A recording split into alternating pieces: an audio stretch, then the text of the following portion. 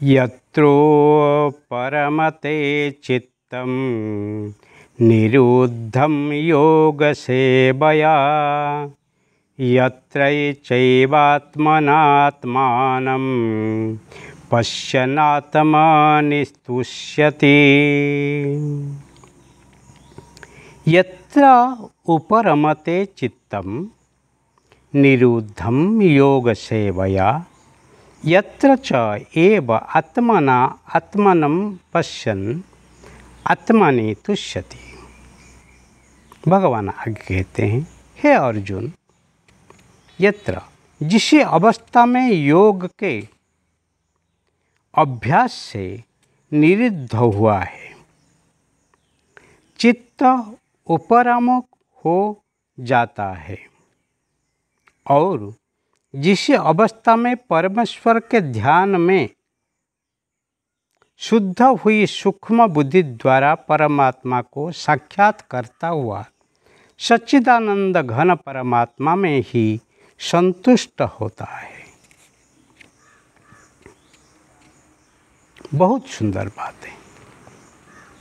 जिस अवस्था में योग सेवया योग अभ्यास से निरुद्धम हुआ चित्त उपरम हो जाता है।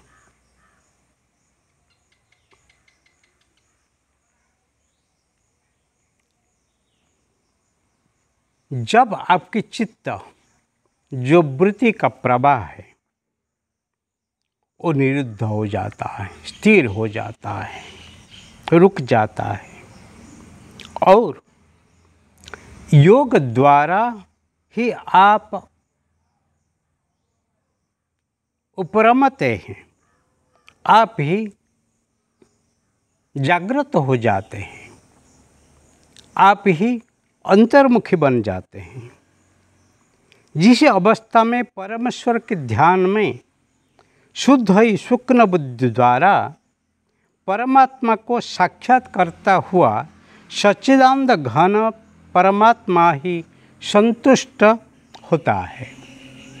आप ही अंतर्मुखी बन के अंतर में जाके आप ही जो आनंद अनुभव करते हैं वो आनंद बाहर जगत में नहीं है, क्योंकि बाहर जगत जो ही सुख रूप है, भोग करने से आप कुछ प्लेजर पाते हैं, कुछ क्षणिक आनंद पाते हैं जिसको हम सुख कहते हैं, परंतु वो सुख जाता है और दुख दे के जाता है। परंतु जिसी को पाने के लिए फिर दुख का कोई अनुभव नहीं है, कोई डर नहीं है, वही आनंद है, हैप्पीनेस है। इसीलिए परमात्मा में जो ही लीन हो जाता है, साक्षात्कार हो जाता है, दिखता है, वही सच्चिदानंद घन परमात्मा ही संतुष्ट हो जाता है, वही आत्मा के अंदर ही संतुष्ट रहता है। वो किसी से ऊपर निर्भर नहीं करता है, वो अपने में ही आनंदित होता है, स्वयं ही पूर्ण अनुभूति करता है। उसका कोई अभाव नहीं, उसका कोई खामी नहीं, उसका कोई शून्यपन नहीं है। वो भाव से ही जो उभराई जाता है, जो ही तत्व को ही समझ लेता है, जान लेता है, दर्शन को ही देख लेता है, उसको ऋषि कहते हैं।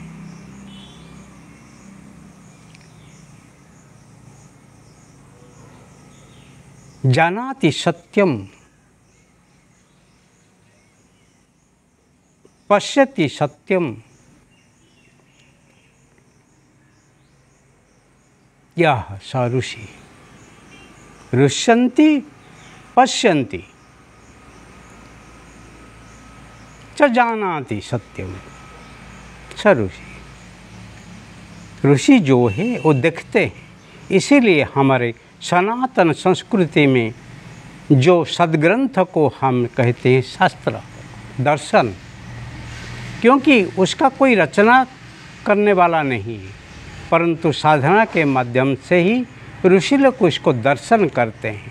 और दर्शन करने के बाद गुरुकुल में वो ही प्रत्यक्ष ही शिष्य लोग को ही सुनाते हैं, और सुनते ही वो ही विद्वान बनते हैं। वो ही मनन करके ही निध्यासन करते हुए ही वो ही गुरुपदवाच्य होते हैं, और फिर वो ज्ञान दूसरे को ही सुनाता है। इसीलिए वो परंपरा को श्रुति परंपरा कहते हैं। इसको हम कहते हैं अर्श विद्या। वो विद्या दिव्य विद्या है, वो विद्या ऋषियों का विद्या है, वो विद्या आत्मविद्या है, वो विद्या ब्रह्म विद्या है, योग विद्या है। इसीलिए आदर्श जीवन जीने के लिए वो ज्ञान चाहिए। इसीलिए संतुष्टि लाने के लिए जीवन में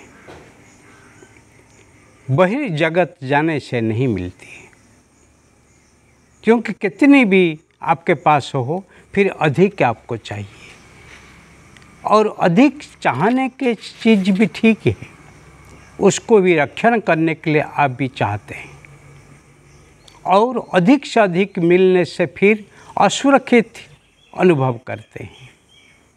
इसीलिए वो भय से यद्गत्वा सर्वं विज्ञातं भवति अभयं भवति। वो क्या है?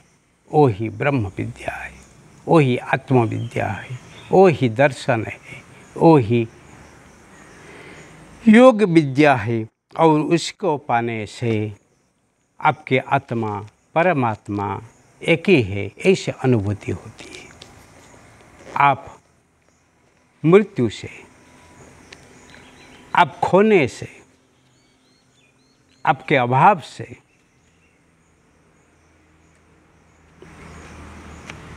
आपके क्षय होने से आप मुक्त हो जाते हैं, आप मुख्य हो जाते हैं, आप निर्भय हो जाते हैं, आप समृद्ध बन जाते हैं।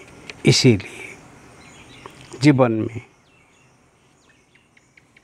योग अभ्यास से ही इसको पा जाता है।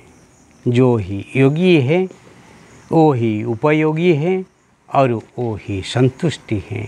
इसलिए जीवन में योगी बनो, उपयोगी बनो और संतुष्टि बनो, कभी स्वार्थी नहीं बनो। वही ही जीवन है, वही ही जीवन है।